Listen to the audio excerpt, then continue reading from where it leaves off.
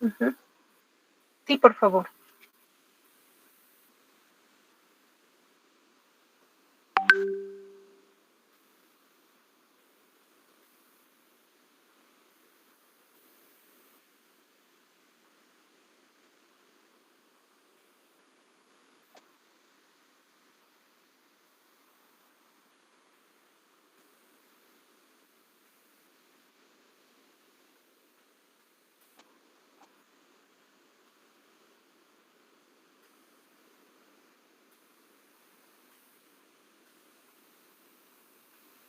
¿Sí? ¿Qué más?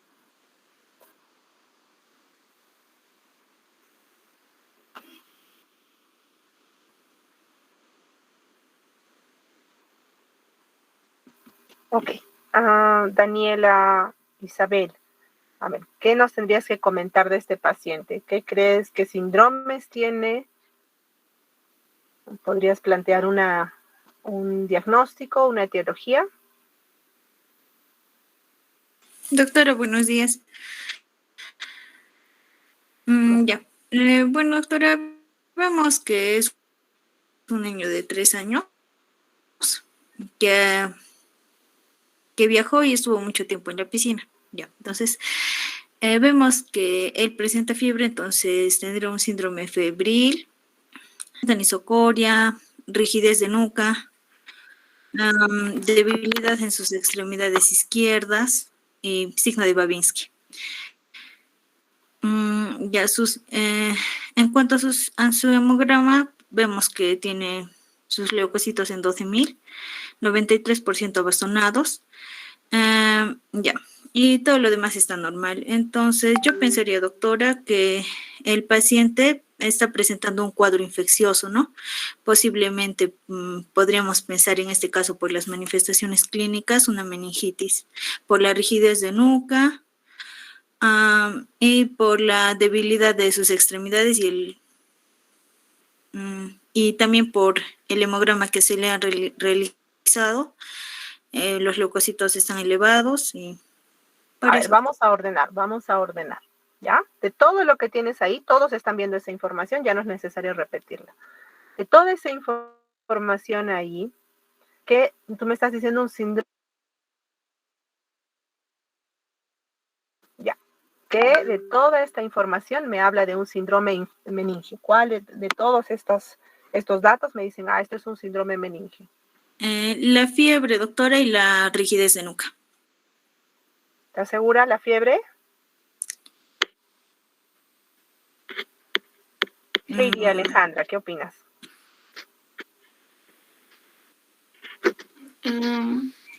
Doctora, buenos días.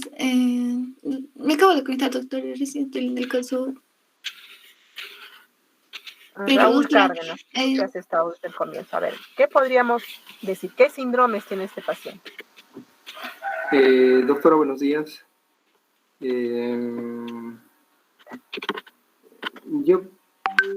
Yo pienso que sería como ha tenido crisis tónico-clónicas, un síndrome epiléptico o secundario a una infección posible, infección por la leucocitosis, una meningitis. Ya, dices un síndrome meningio, ya. ¿El síndrome meningio en qué se sustenta? La rigidez de nuca, el Ya, Kernig. muy bien.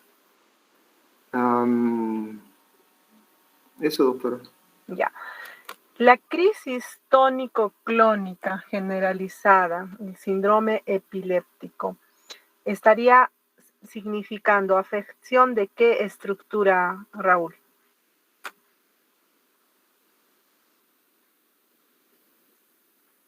Doctora, ¿podría repetir, por favor? No la escuché bien. A ver, aquí hay muchos signos y síntomas, ¿ya? Entonces vamos a decir, este es un síndrome y la estructura afectada. Si yo digo Kernig, Brudzinski, rigidez de nuca, estoy hablando de afección de las meninges, ¿no es cierto?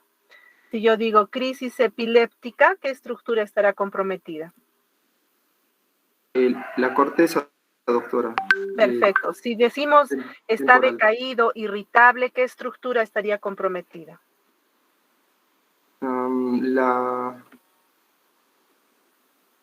el lóbulo límbico de La corteza cerebral. corteza ¿no? cerebral, sí. Muy bien. Si digo anisocoria, ¿qué estructura estaría comprometida?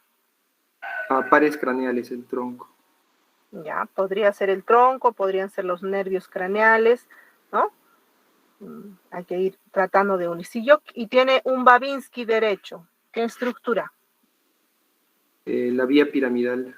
La vía piramidal. Entonces, a eso es a lo que voy. Tengo que sustentar, no decir, tiene leucocito, tiene fiebre, tiene síndrome meningio, ¿no? O tiene síndrome febril. Hay que ver qué estructura, o sea, la topografía de la lesión.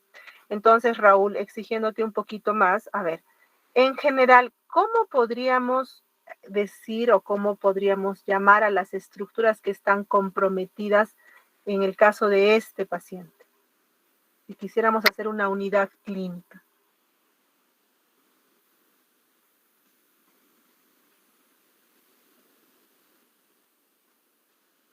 ¿Se escuchó? Sí, doctora, sí, le escuché. Estoy pensando para hacer una unidad clínica. Uh-huh.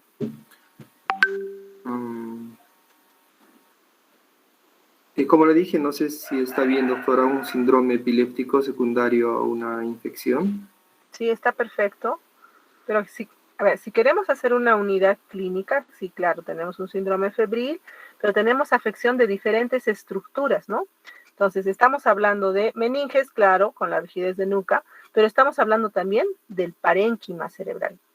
Por eso se llama meningoencefalitis, aunque suene redundante, aunque suene, pues, obvio, ¿no?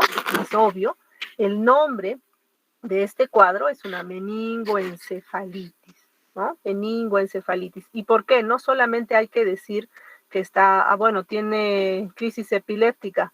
Yo con la crisis epiléptica, eso no me indica, no me señala directamente una meningitis, ¿no? O una meningoencefalitis. Es toda la presencia de estos signos y síntomas que me está diciendo que no solo están afectadas las membranas, sino también el parénquima.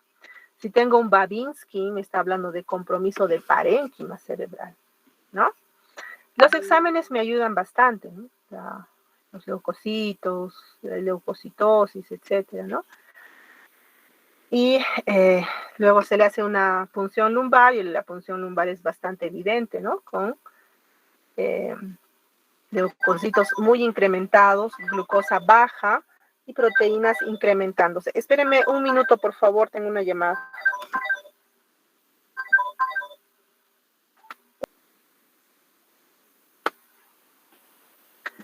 Disculpen, ¿se escucha? ¿Se me escucha? Ok, entonces le hacen un líquido y este líquido es bastante evidente, ¿no? Bastante evidente con leucocitos, glucosa baja, proteínas. Entonces, esta historia clínica, por si acaso, es de lo más común, de lo más frecuente y de lo más común, ¿no? Datos importantes aquí, el diagnóstico, ¿cómo es? El diagnóstico es eminentemente clínico. Este líquido no me significa nada si yo no tengo esta historia clínica, ¿sí? Entonces, la historia es muy importante, el detalle. ¿El viaje a Puerto Maldonado es importante? Claro que sí. ¿El estar en una piscina es importante? Mucho más, ¿no? ¿Alguna idea de qué es el diagnóstico final? ¿Cuál es la etiología de esta meningoencefalitis? ¿Alguna idea de alguno de ustedes? ¿El agua de la piscina, doctora, o los alimentos que comió en Puerto Claro, Maldonado? ¿no? El dato relevante es la piscina en realidad, ¿no? Para un germen en especial. ¿Alguna una infección idea? endémica. A ver qué cosita es. Un punto más si me dicen en los siguientes 30 segundos. Yair. Una infección endémica puede ser.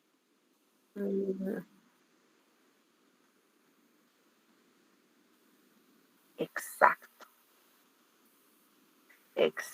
¿no? Es la historia de una amebiasis, ¿no? La historia es muy común, pero el detalle aquí, miren, está en esto, ¿no? La amebiasis, muy bien, Yair, me haces acordar. Que te dé un punto. Muy bien, es una amebiasis, ¿no? Es una amebiasis. Puede ser también la historia, o sea, esta historia no necesariamente va a ser distinta de un meningococo, de un neumococo, de un hemófilus, de varios tipos de gérmenes que pueden afectar a niños tan pequeñitos también, ¿ya? Entonces, el capítulo que nos toca es un capítulo bastante interesante para el médico peruano, porque lamentablemente seguimos siendo un país con infecciones del sistema nervioso muy frecuentes, no solamente bacterianas, parasitarias, ¿no? Incluso ya tenemos lamentablemente infecciones priónicas, ¿no? Ya tenemos no pocos casos, sino regular cantidad de casos, ¿no? Entonces vamos a hablar de las infecciones en el sistema nervioso y especialmente en el sistema nervioso central, ¿no? Incluyendo las meningitis, encefalitis, meningoencefalitis, ¿no? Es muy raro que una meningitis pura se presente. Generalmente hablamos de meningoencefalitis, los abscesos cerebrales y otros tipos de infecciones, ¿no? En general, cualquier infección del sistema nervioso es una emergencia médica. A ver, vamos a repasar un poquito en John Edwin Ticona. ¿Estás ahí? John Edwin. Hola. No está John Edwin. Por favor, Yaira, notas. Claudia Yaruska. ¿Estás ahí? Tampoco está Yaruska. Uy. Anotas, Yair, por favor. Eso es un demérito, ¿no? Ani Lucero, ¿estás ahí? Nadie quiere participar. Qué mal. Ani tampoco está. Ya, pero entonces eso es trampa, pues ya. Si están rotando, no están. ¿Sí? No están. Estoy por la computadora y no tengo micro. Ya, respóndeme eso, pues ya, Ani, ¿no? Ok. Vamos a ver.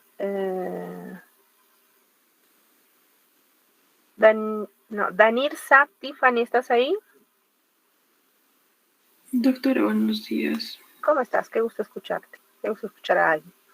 A ver, resulta que el sistema nervioso, clásicamente, en la medicina, sobre todo clásica, siempre ha sido considerado como un santuario inmunológico, incluso, ¿no?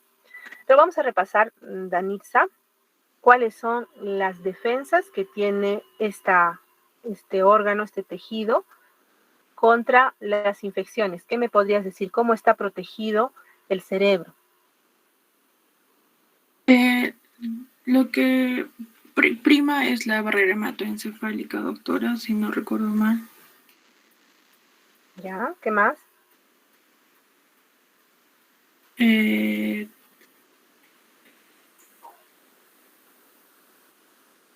Esta barrera va a ser la que va a impedir la entrada de bacterias y también va a regular la entrada de sustancias. Otro mecanismo. A ver, vamos a tratar de recordar. El sistema nervioso es, y sobre todo el cerebro, tiene defensas múltiples a diferencia de otros tejidos, ¿no? Hablamos de macroscópicamente, lo que ustedes conocen, ¿no? El cráneo. El cráneo casi circunda la totalidad, ¿no? Protege la masa encefálica de agentes externos, ya sea que puedan provocar un trauma, una lesión directa. Luego tenemos a las meninges. Las meninges también son cubiertas que justamente van a hacer que el tejido, el parénquima cerebral, no esté en contacto directo con agentes que puedan dañarlo. En el caso de la barrera hematoencefálica, hablamos de un sistema que va a permitir solamente el paso de algunas sustancias limita la respuesta inmunológica, ¿no? Cuando una persona tiene una infección sistémica, qué sé yo, de cualquier tipo, pues las posibilidades de que el patógeno que está provocando esta infección pasen hacia el sistema nervioso son muy pocos gracias justamente a la barrera hematoencefálica. Sin embargo, sí existe la posibilidad de que esta barrera hematoencefálica sea vencida y hay algunos patógenos que pueden ingresar hacia el parénquima.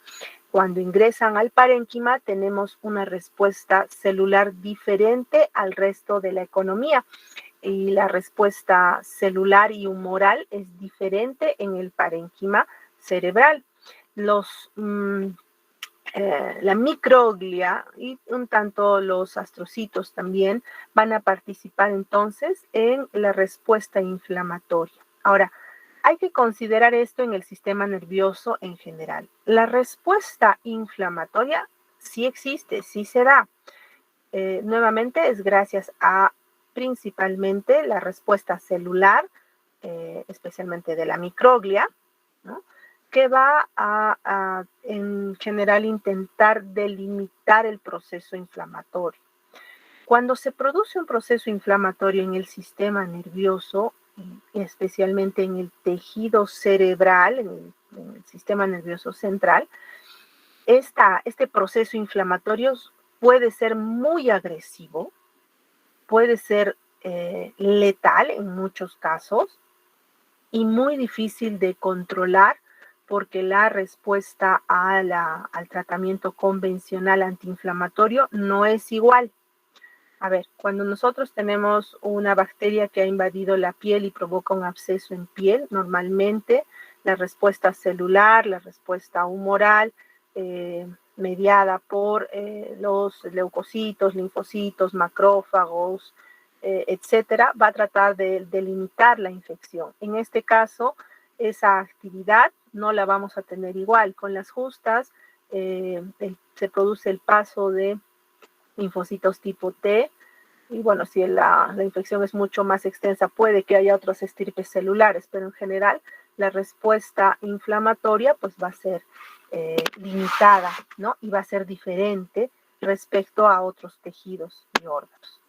Esto hace que, por ejemplo, en la tuberculosis, por ejemplo, en las infecciones parasitarias que tenemos, el proceso inflamatorio sea tan o más peligroso que la propia infección. En la tuberculosis es muy frecuente que el proceso inflamatorio de tanto edema, tanta destrucción celular, que puede ser la causa de la muerte más que el proceso infeccioso propiamente, más que la propia bacteria, ¿no? Enfermedades autoinmunes propias del sistema nervioso central justamente son muy, muy agresivas y pueden llegar nuevamente a comprometer la vida del paciente y provocar la muerte, ¿no? Bueno, las infecciones del sistema nervioso central tienen una cantidad de signos y síntomas que se comparte con otro tipo de infecciones, ¿no? Hay signos y síntomas bastante inespecíficos, dentro de estos la cefalea, ¿no? Mucho cuidado con la descripción de la cefalea. Si estamos hablando de una infección, estamos hablando de un proceso de corta evolución, generalmente o muy aguda, o en algunos casos, como en la tuberculosis, puede ser una cefalea subaguda, ¿no? 1 mes, 2 meses. El cuadro, la fiebre puede estar en muchas infecciones, en una faringitis, digamos, pero también en las fiebres del sistema que afectan al sistema nervioso, generalmente son también bastante agresivas, ¿no? Pueden haber trastornos de conducta, trastornos mentales, que en realidad no son tan específicos como un signo, obviamente, de focalización que puede haber ya cuando está comprometido el parénquima, ¿ya? Los signos meningios son relativamente insensibles en neonatos, en lactantes y en ancianos, ¿no? Podemos no encontrarlos, ¿no? Y en el anciano, por ejemplo, es frecuente que la rigidez que ocurre por la artrosis cervical que tiene a veces nos confunda. Entonces, los signos meningios clásicos no siempre van a estar presentes y no son no van a predecir necesariamente el incremento de leucocitos en el líquido cefalorraquídeo, ¿no?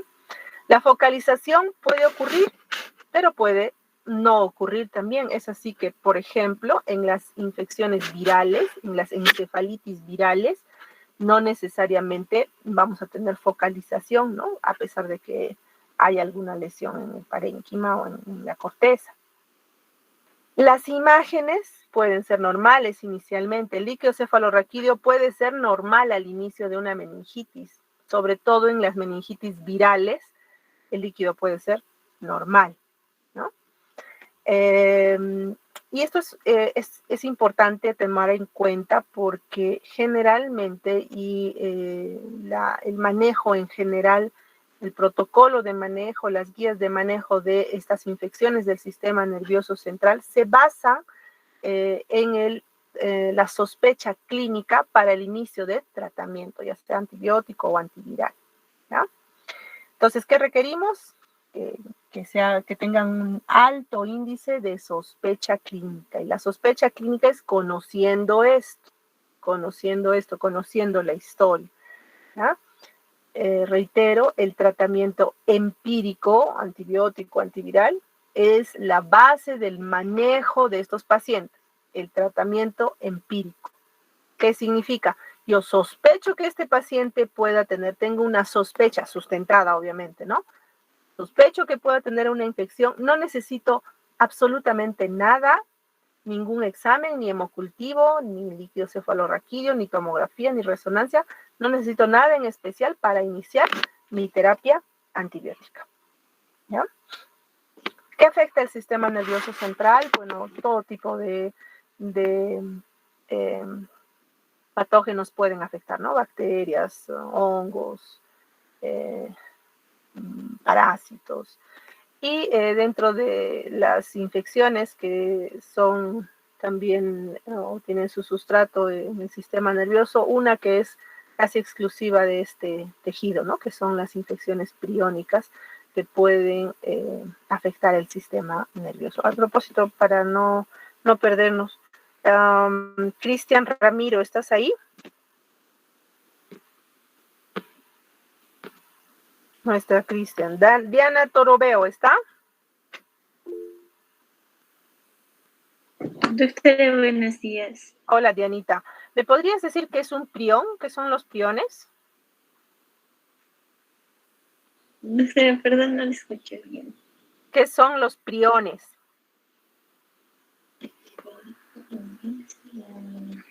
Son priones, son proteínas, pero que se encuentran en el sistema nervioso central, en el cerebro específicamente. ¿No? Son partículas proteicas con capacidad infecciosa, ¿no? Pueden y van a tener pues van a invadir generalmente tejido nervioso provocando una respuesta con destrucción celular, ¿no? Entonces se comportan como una infección, exactamente, ¿ya?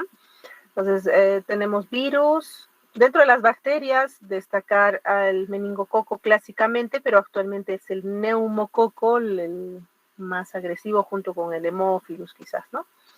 Virus, el herpes zóster, el herpes simple, ¿no? Hongos, parásitos en nuestro medio, los cisticercos por excelencia, ¿no? Algunas toxinas bacterianas también que pueden dar síntomas meningios, la shigella, la salmonella en niños pequeñitos, ¿no?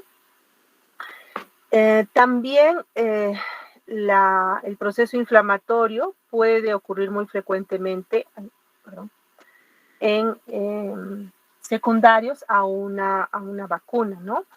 Y la vacunación, si bien es una respuesta del individuo, o sea, una respuesta propia de algunos pacientes, pues existen patologías que pueden, o respuestas inmunológicas que pueden provocar gran lesión en el parénquima y se comportan como una infección del sistema nervioso. Tener en cuenta que para el acceso al sistema nervioso, el patógeno debió vencer las barreras, ya sean locales, por ejemplo, en infecciones de senos paranasales, ¿no? Sobre todo el seno etmoidal, pues necesitamos que la infección haya estado por un tiempo suficiente para que haya provocado lesión en estructuras óseas, en las meninges y luego acceder hacia el parénquima. En algunos casos requerimos también que exista alguna malformación cardiovascular. Recordemos que para que pueda producirse un paso de bolos o de émbolos piógenos de derecha a izquierda, debe de haber un shunt, ¿no? Entonces hay que considerar eso en pacientes cardiópatas, sobre todo en niños que tengan alguna malformación cardíaca que permita el acceso de estos patógenos por vía hemática, ¿no? El líquido cefalorraquídeo también cumple un papel importante en estas infecciones. Debido a la circulación del líquido, podemos tener extensión de la infección hacia médula, hacia la convexidad, así la infección haya ingresado por algún punto específico, oído, nariz, en algunos casos la boca también, ¿no? Y recordar nuevamente, ya lo habíamos mencionado hace un rato, la respuesta celular propia del parénquima, que está mediada principalmente por la microglia y un poquito menos por los astrocitos, ¿no? Las vías de acceso más frecuentes, primero son las barreras, van a tener que vencer las barreras físicas, la inmunidad local y la inmunidad celular, ¿no? En el caso de la invasión hemática, la invasión en el torrente sanguíneo, ocurre con mucha frecuencia cuando existe alguna infección que va a liberar el patógeno hacia sangre, ¿no? Va a haber bacteriemia, viremia, fungemia o parasitemia incluso, provocando un sembrado, ¿no? Muy frecuentemente visto en las infecciones respiratorias, sobre todo. Actualmente la infección más frecuente, el patógeno más frecuente relacionado con la infección, con la invasión por torrente sanguíneo es el neumococo, ¿ya? Antiguamente y mucho antes todavía, antes de la era de los antibióticos, el meningococo era una causa de muerte muy frecuente, ¿no? Pero actualmente para nosotros es el neumococo, ¿no? Otra forma de acceso es una forma que la hemos visto más en relación a infecciones virales, que es la infección neuronal retrógrada. Esto significa que el virus o el patógeno va a tener acceso hacia el nervio propiamente y se va a producir un acceso hacia el parénquima del sistema nervioso central a través de estos nervios. Ocurre, por ejemplo, en la rabia, ¿no? Que pudo haberse dado la infestación en el pie, en la mano, en alguna extremidad, pues sí, la infección lentamente asciende hasta llegar al sistema nervioso central. En el caso del COVID, ha sido interesante que se haya descrito la infestación del nervio olfatorio, sobre todo. Un minuto, por favor. Aló, Giovanita.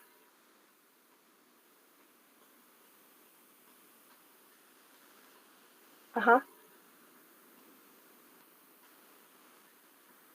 Ya. Ya, sí, que me espere, por favor. Un rato estoy por ahí. Sí, un rato estoy por ahí.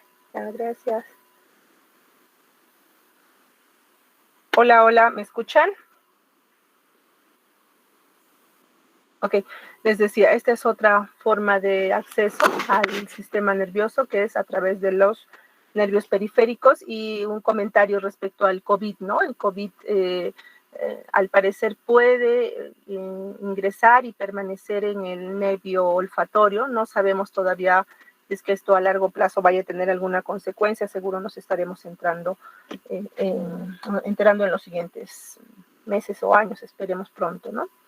No se ha demostrado, por si acaso, ningún efecto citopatológico del COVID directamente en el nervio o en el sistema nervioso central, aunque al comienzo se hicieron reportes de meningitis, ¿no? Meningitis por COVID, pero todavía no se ha demostrado efectos patológicos celulares. La tercera forma, que es la forma de infestación más frecuente, es la diseminación por contigüidad. Y aquí los senos paranasales, el oído y la boca son las formas de infestación más frecuentes. Además, bueno, en el trauma, sobre todo en el TEC, puede existir acceso hacia estas estructuras desde en vía externa, en algunos casos inoculación por manipulación directa, por manipulación intracraneal, y podemos observar el acceso del patógeno hacia el sistema nervioso, ¿no? Hacia las meninges, como estamos viendo acá. Miren, después de sacar la dura, ¿no? Cómo está la pus sobre los surcos, las cisuras. Terrible, terrible. Entonces, esta es la forma más frecuente de infección, el tercer tipo, ¿ya? También hay que mencionar esto, ¿no? Las bacterias que pueden acceder a través, en el momento del parto especialmente, o si se ha producido una ruptura prematura de membranas, pueden acceder hacia el niño, hacia el neonato, y de aquí que en este grupo de pacientes sea más frecuente esta bacteria, que es el estreptococo del grupo B, que está colonizando normalmente el canal vaginal, ¿no? Gram negativos, listeria también, que pueden a veces atravesar incluso la placenta. ¿Es frecuente? Sí, pues la meningitis es muy frecuente, ¿no? Miren, en Sudán las estadísticas son monstruosas, en Australia es muy bajito, nosotros estamos probablemente al medio, ¿no? Tenemos bastantes infecciones. En realidad, el hecho de que se haya modificado la asistencia al parto ha disminuido la incidencia, la prevalencia de estas infecciones. Independientemente de del tipo de bacteria, pues la mortalidad suele ser bastante alta en general, ¿no? En algunos tipos de bacterias es mucho más agresivo. Si hablamos de meningococo, pues la probabilidad de mortalidad es muy, muy alta, de Haemophilus igualmente, y en el caso del neumococo o de otras bacterias, podríamos hablar de valores mucho más bajos, quizás entre 17 y 40%, como vemos aquí. Entonces, cuando diagnosticamos una infección del sistema nervioso, una meningitis, y en especial bacteriana, pues hay que entender que esto significa una emergencia por el alto riesgo de muerte que tiene este paciente, ¿ya? Dependiendo de la edad, obviamente hay variaciones, ¿no? Los niños pequeños, lamentablemente, son los más afectados, tienen mortalidades hasta 20%, y en adultos la mortalidad es mucho, mucho menor, ¿no? Las estadísticas en el mundo, en Europa, en Norteamérica en general, siguen, se ha establecido bastante, en forma bastante clara, a favor del neumococo, ¿no? El Streptococcus pneumoniae ocupa la cabeza de estas infecciones. Luego está la Neisseria meningitidis, que en algunas zonas, sobre todo en lugares empobrecidos, en el África, y también en nuestras áreas rurales es bastante frecuente, ¿no? La listeria ha ido ganando su lugar en los años, ¿no? Antiguamente ya la listeria era muy poco frecuente de observar. Actualmente el hecho de que hayan muchos asilos y muchas guarderías hacen que esta bacteria haya incrementado su prevalencia, ¿no? La listeria monocitogenes. Los serotipos reconocidos de meningococo. El meningococo, si bien ha bajado su incidencia, pues lamentablemente es la bacteria más agresiva hasta ahora. Produce muy rápido lesión parenquimal y muy rápido muerte en el paciente. Muy, muy rápido. Y hay varios serotipos. En nuestro medio no tenemos una estadística clara. Menos mal, hablando del meningococo, en realidad el tratamiento suele ser bastante efectivo si es que se inicia en forma temprana, ¿no? Para la listeriosis también la comida contaminada suele ser una fuente de infección. Lo vemos con mayor frecuencia en ancianos actualmente y en pacientes inmunosuprimidos, ¿no? El hemófilus en el grupo de lactantes y neonatos clásicamente ha sido también muy frecuente en algunos casos de epidemias de meningitis, meningoencefalitis, se han reportado hemófilus también. El estafilococo aureus, menos frecuente, pero también bastante agresivo en relación a infecciones de senos paranasales, ¿no? O también de endocarditis.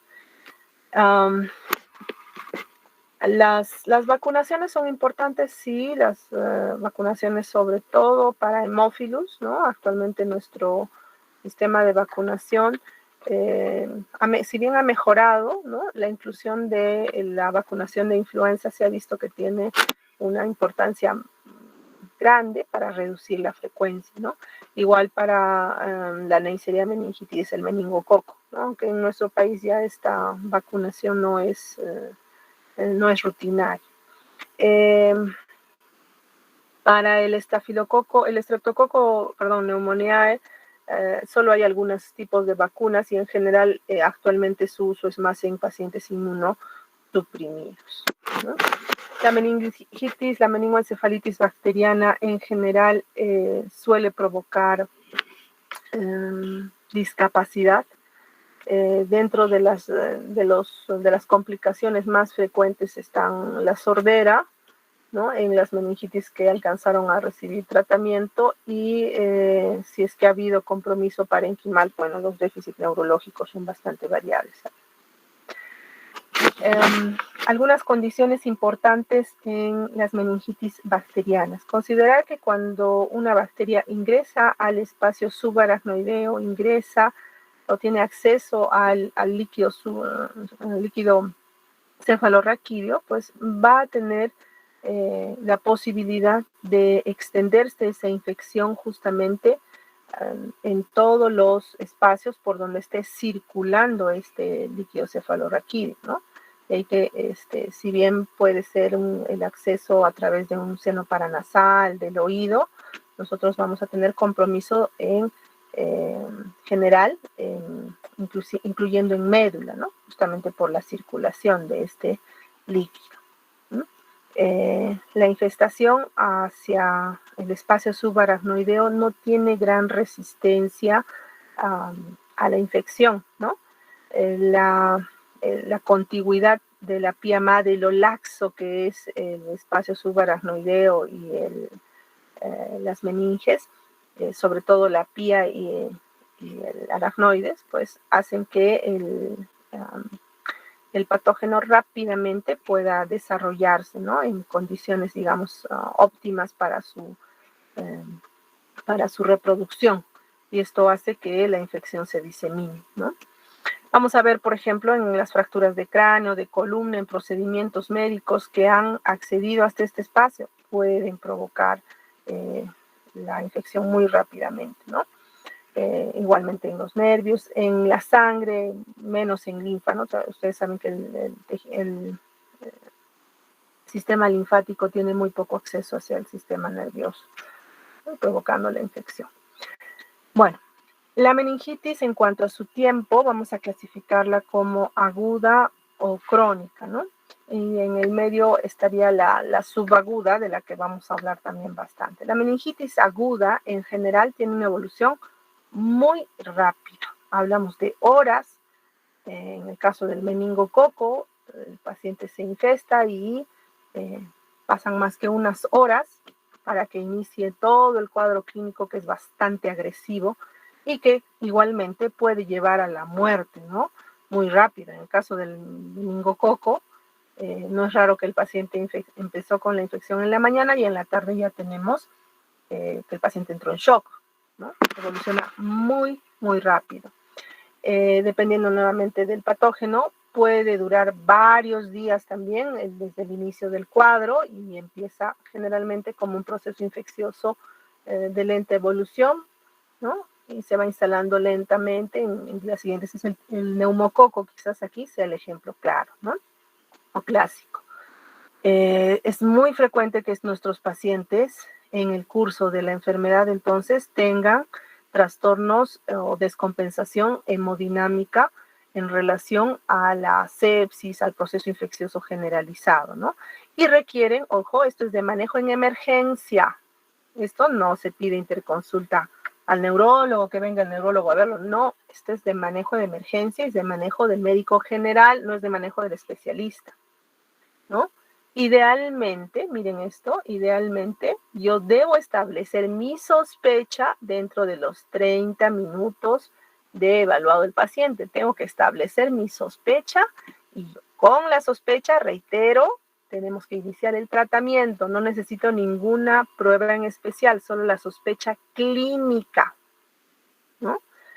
Bueno, también se define la meningitis crónica, que existe, sí existe, y hablamos de evolución que generalmente toma semanas a meses. El ejemplo de la meningitis subaguda, que va generalmente entre estas dos, ¿no? Es la tuberculosis, que generalmente se instala en algunas semanas, a veces hasta 2 meses, de evolución lenta, de cefalea, febrícula, y luego trastornos de nervios craneales que suelen ser bastante característicos en la TBC, ¿no? En promedio hablamos de una meningitis crónica cuando el tiempo de presentación de la clínica ha sido en más allá de 4 semanas. Reitero, aquí estamos buscando bacterias de crecimiento lento, ¿no? Y ahí están pues la tuberculosis, algunos tipos de virus también, los hongos, ¿no? Entre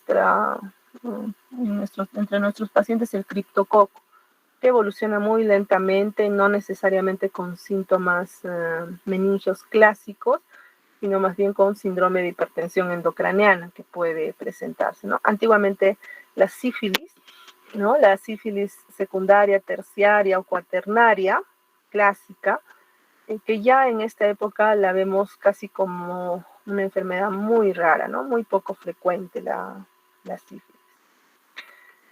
Bueno, una vez que el patógeno ha ingresado hasta el espacio subaracnoideo, hasta la contigüidad con la pía madre y el parénquima, vamos a tener una respuesta inflamatoria.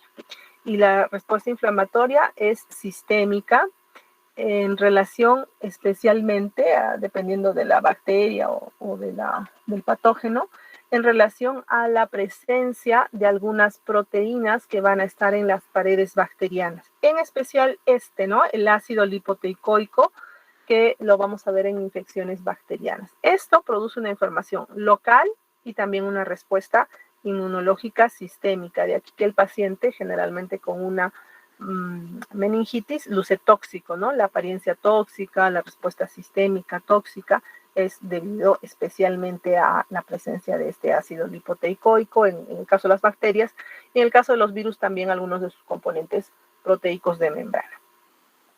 Inicialmente vamos a ver activación macrofágica, activación de citoquinas. Un punto importante en el sistema nervioso es la presencia de citoquinas que van a mediar el proceso inflamatorio, lamentablemente bastante destructivo en el caso del sistema nervioso, y esto es lo que va a manifestarse después como lesión parenquimal y secuelas con focalización neurológica, ¿no? Bueno, las citoquinas van a provocar toxicidad celular muy rápido, van a activar proteínas en el parénquima, en la neurona y en las células de soporte, en la glía, provocando que se produzca muerte celular, apoptosis, daño de la barrera de la membrana celular, y de aquí sobre todo si el acceso está muy cerca aquí a la superficie, a la corteza cerebral, pues una de las primeras manifestaciones suele ser la crisis epiléptica, y si ya ha accedido hacia el propio parénquima, vamos a tener los signos de focalización dependiendo de dónde esté localizada la infección, ¿no? La mortalidad en general, bueno, ya hemos hablado, es bastante alta en el grupo sobre todo de neonatos y actualmente también en ancianos, ¿no? Miren, en el caso de las meningitis bacterianas neonatales, la mortalidad más o menos va de 0.25 a 1 por 100.000 nacidos vivos. Para las estadísticas en general esto es altísimo, ¿ya? En el primer mes de vida tenemos mayores posibilidades de infección, ¿no? Y luego en los ancianos. Los diplococos gram negativos pues son lo más temido de observar en el laboratorio, ¿no? Esto no es una microfotografía, una fotografía electrónica, pero en general el reconocimiento temprano, que no es difícil, es bastante rápido y fácil, puede lograrse con un examen muy sencillo, incluso a veces mucho más rápido haciendo un extendido, ¿no? Si es que hay bacteriemia. Entonces, el manejo tiene que ser de emergencia, ¿no? Rápido. Los patógenos que vamos a buscar dentro de los más frecuentes, la E. coli también, ¿no? Streptococcus agalactiae, estos muy frecuentes en neonatos, nuevamente en relación a contaminación por el canal vaginal o también por la manipulación, ¿no? Sin medidas de higiene. La listeria, neonatos y ancianos, el hemófilus en lactantes, en menores de 2 años, el Streptococcus pneumoniae a cualquier edad, ¿no? Y recuerden que este es el más frecuente en la población en general, ¿no? Y un porcentaje también importante de meningitis aséptica en pacientes en los que no se ha podido reconocer el germen, ¿no? Ocurre muy frecuentemente aquí en el hospital cuando el paciente viene referido de otros lugares y es frecuente que a veces haya recibido algunas dosis de algún antibiótico y no logramos identificar el germen, lo cual no está mal, lo importante es que el paciente sea atendido prontamente, ¿no? En los virus, en el caso de las meningitis virales, la meningitis aséptica pues tiene alta prevalencia. Algunas características y factores de riesgo en relación al tipo de patógeno, ¿no? El meningococo se relaciona sobre todo por condiciones socioeconómicas bajas, a problemas de hacinamiento, ¿no? En el caso de algunas epidemias que hemos visto en algunas guarderías, también en algunas casas de estudiantes o en reclutamientos militares, a través de la historia se ha visto, ¿no? La transmisión, recordar que es por vía respiratoria, ¿no? Y el pronóstico es bastante delicado y bastante agresivo, ¿no? El estreptococo a cualquier edad, el hemófilus en niños, ¿no? El Streptococcus agalactiae en neonatos, E. coli también neonatos, ¿no? Y el estado de vacunación es importante, ¿no? Si el paciente se vacunó o no.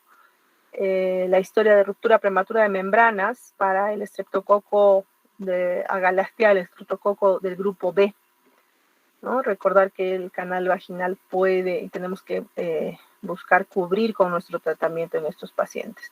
Ahora, ¿por qué es importante que conozcamos los factores de riesgo? Porque, les reitero, el tratamiento en general suele ser empírico, entonces yo necesito saber la historia de este paciente, cuál fue el factor condicionante, ¿sí? El cuadro clínico, no sé si nos alcanza mejor, yo creo que nos quedamos ahí y mañana vamos a hablar de las características del cuadro clínico. Hasta este punto, ¿alguna pregunta, doctores? Raúl. Doctora, buenos días. Nombró la discapacidad de la meningitis por el tratamiento, sobre todo dijo la sordera. ¿Se puede hablar un poco más sobre esto? ¿Es por el antibiótico, por favor? No, la sordera está en relación especialmente con con la infección, ¿no? Resulta que los procesos infecciosos meningios bacterianos van a afectar muy frecuentemente los nervios de la base, incluyendo lamentablemente también o especialmente el nervio auditivo. Entonces la sordera es muy frecuente. Ahora, a esto le agregamos que antiguamente, clásicamente, siempre se han utilizado aminoglicósidos y sí se ha visto una relación importante en este grupo, pero en realidad es el proceso infeccioso el que nos interesa más. Podría contribuir justamente el uso de aminoglicósidos que antiguamente se utilizaba bastante, ¿no? Actualmente los tratamientos empíricos, como vamos a ver después, incluyen básicamente cefalosporinas, vancomicina y ampicilina, un tanto dependiendo del grupo, ¿no? de pacientes que se utilice.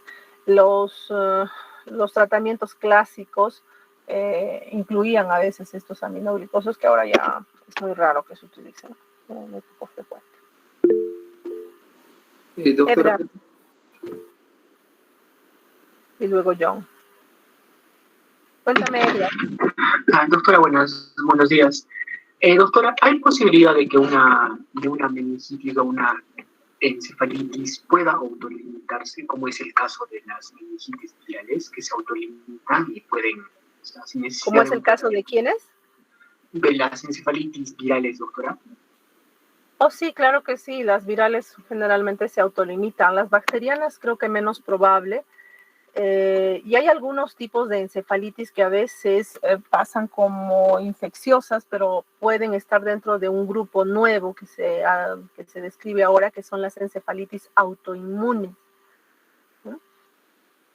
Que pueden tener en el tiempo un proceso de cese del proceso inflamatorio y se autolimitan. Las virales son los cuadros en los que vemos a veces, sobre todo en el herpes, ¿no? Que pueden algunos tipos autolimitarse. Claro, no es lo corriente, ¿eh? No es lo corriente. John. Doctora, buenos días, doctora. Si bien es cierto, usted mencionó que el diagnóstico de una meningoencefalitis o encefalitis es eminentemente clínico, ¿cómo podría diferenciar, digamos, si ya la bacteria o el virus o el agente causante ya está incursionando, digamos, en la última capa, ¿no? En la capa más próxima, en la aracnoides, para causar una meningoencefalitis? Bueno, ese es el tema de la siguiente clase, pero es el líquido cefalorraquídeo. Probablemente la prueba que nos va a ser la más útil para definir la severidad del proceso inflamatorio y la presencia del patógeno en este espacio. ¿No? Raúl. Sí, doctora, otra pregunta tengo sobre la ruptura de membrana en los neonatos. La bacteria es la que nombró Agalactiae. Ajá. ¿El tratamiento que se da es agresivo a los neonatos, doctora, para esta bacteria? Claro, vamos a hablar luego del tratamiento, ¿no? En la siguiente clase, espero. El tratamiento empírico que se da, ¿no? Y en cualquier meningitis, ya sea sospecha, siempre el tratamiento, podríamos decirle que es agresivo porque iniciamos con las dosis más altas de los antibióticos, ¿no? Y para esto es importantísimo que tengamos la sospecha diagnóstica. Igual, muy, muy rápido. Los pediatras tienden a utilizar todavía penicilina, ¿no? En las guías de manejo actualmente, en general, diferenciar un Streptococcus agalactiae de un Pneumoniae o de un Haemophilus es muy difícil. De ahí que la preferencia es utilizar cefalosporinas de tercera generación la mayor parte de veces. Pero vamos a ver que esto idealmente debe recogerse o decidirse si en relación a si hemos identificado a nuestra bacteria. Si es que le hemos identificado, pues probablemente tengamos un tratamiento más específico y siempre agresivo. Siempre el tratamiento tiene que ser rápido, es una emergencia, es una urgencia. Necesitamos darle tratamiento al paciente y limitar la infección. ¿Ya? Gracias, doctora. ¿Y las consecuencias cuál sería para el neonato en caso de la agresión antibiótica? Obviamente para salvarle la vida. Pues depende del antibiótico que estés utilizando, ¿no? Si utilizamos, por ejemplo, vancomicina, recordar que tiene riesgo de falla renal, de toxicidad renal muy rápido.